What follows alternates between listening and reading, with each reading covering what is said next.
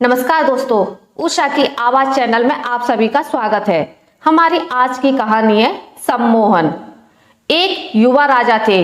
उनके राज्य का विस्तार बड़ी तेजी से हो रहा था, लेकिन उन्हें एक अजीब समस्या का सामना करना पड़ रहा था।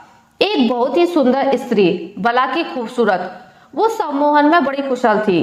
उसने न सिर्फ इस राज्य बल्कि कई राज्य में अपना जादू चला रखा था। सम्मोहित करके वो लोगों से कुछ भी काम करवाती थी।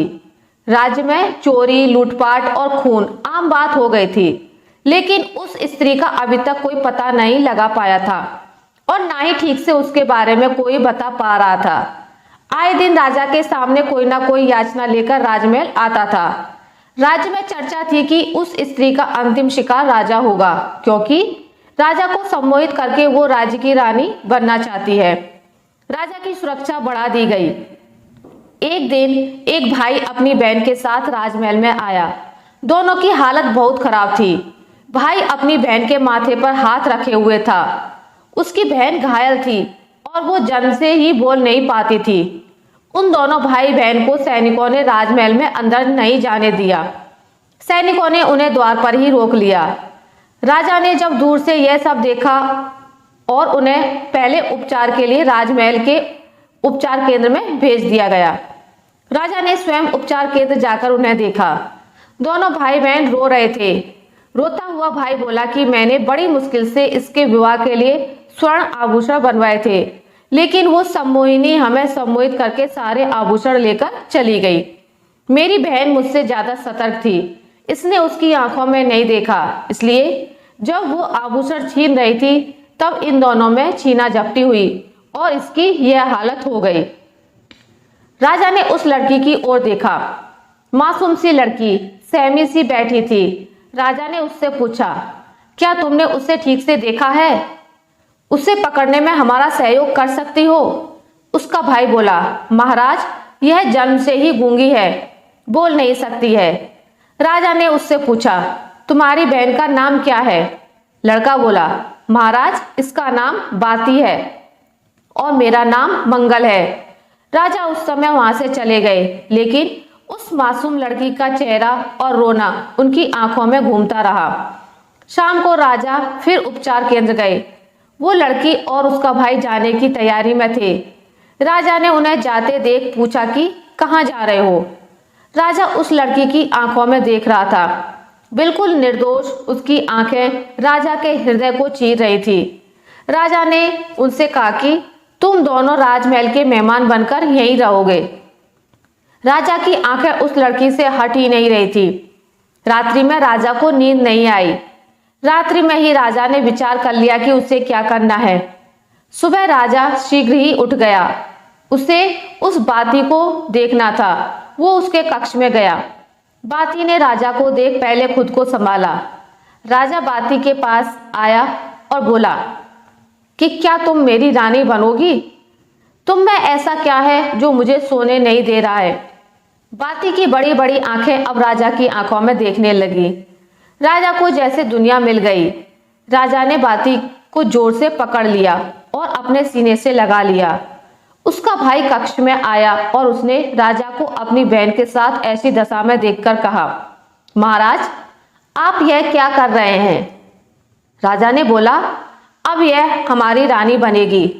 बाती ने शर्म से आंखें झुका ली। राजा ने अपने मंत्रीगण को आदेश दिया कि कल ही उनका विवाह होगा। जाओ और विवाह की तैयारी शुरू करो। राजा के महामंत्री को खबर खुशी के साथ थोड़ी संकोची भी लगी। तभी अचानक द्वार पर एक लड़की बहुत रो रही थी। महामंत्री वहां गए। उन्हें पता चला कि वो लड़की भी बोल नहीं सकती। वो इशारों में कुछ समझाना चाह रही थी। थोड़ी देर बाद समझ में आया कि उसका भाई सम्मोहिनी के वश में है।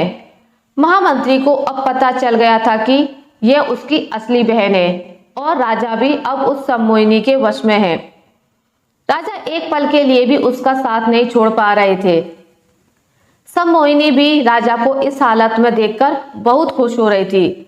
वो सोच रही थी, यह राजा तो अब मेरे लिए मरने को भी तैयार हो जाएगा। बस मुझे इसे इसी तरह सम्मोहित करके रखना होगा। महामंत्री ने सोचा कि किसी भी तरह राजा को अब इस स्त्री के चंगुल से छुड़ाना होगा। वो राजा के पास गया और कहा कि महाराज, कल आपका विवाह है और विवाह के पूर्व कुछ रस्में और शगुन होते हैं, इसलिए विवाह के पूर्व आप ऐसे रानी के साथ एकांत में नहीं रह सकते। उस स्त्री ने महामंत्री की ओर देखा, लेकिन वो आंखें नीचे करके ही खड़े रहे। उन्हें पता था अगर एक बार उनकी आंखों में उसने देख लिया तो वो भी उसके वश में हो जाएंगे। राजा नहीं माना। फिर महामंत्री ने कहा कि यह सब मैं आगे आपके विवाह के सफल होने के लिए ही कह रहा हूं, और फिर एक रात्रि की ही तो बात है, उसके बाद पूरा जीवन पड़ा है। राजा अब मान गया और जाने को तैयार हो गया।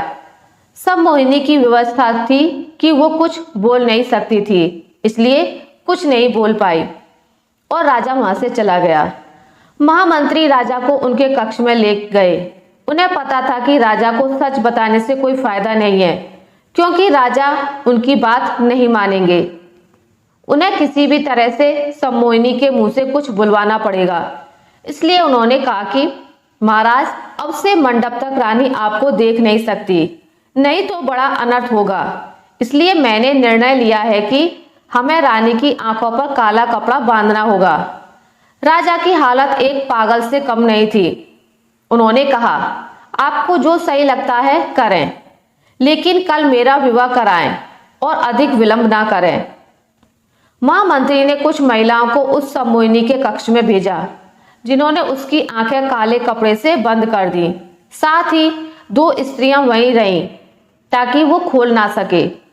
सम्मोहिनी विवश थी, क्योंकि वो बोल नहीं सकती थी। अगर वो कुछ भी कहती तो उसका भेद खुल जाता, इसलिए वो चुप ही रही। अगले दिन मंडप सजाया गया था। राजा आतुरता से वहां उसकी राह देख रहा था। दुल्हन को मंडप तक लाया गया। दुल्हन की आंखों पर काला कपड़ा था। मंडप पहुंचने पर उसकी आंखों पर से कपड़ा हटाया गया। जैसे ही कपड़ा हटा, सम्मोहिनी को कुछ दिखाई नहीं दिया, जिस कारण उसे बहुत पीड़ा हुई और क्रोध आने लगा, क्योंकि उसकी सारी शक्ति तो आंखों में ही थी। वो जोर से चिल्लाई, महामंत्री, तूने मुझे अंधा कर दिया। ऐसा कहकर वो इधर उधर हड़बड़ाकर दौड़ने लगी। तूने मुझे अंधा कर दिया। उसके इस तरह इधर उधर दौड़ने से सारा मंडप बिखर गया। राजा भी उसकी वाणी सुनकर जैसे नींद से जाग गया। उसका सम्मोहन टूट गया था। राजा ने कहा, अच्छा, तो तुम मुझे धोखा दे रही थी। राजा ने अपने सैनिकों को फौरन उसे पकड़ने का आदेश दिया। सैनिकों ने उसे पकड़ा और कारागृह में डाल दिया।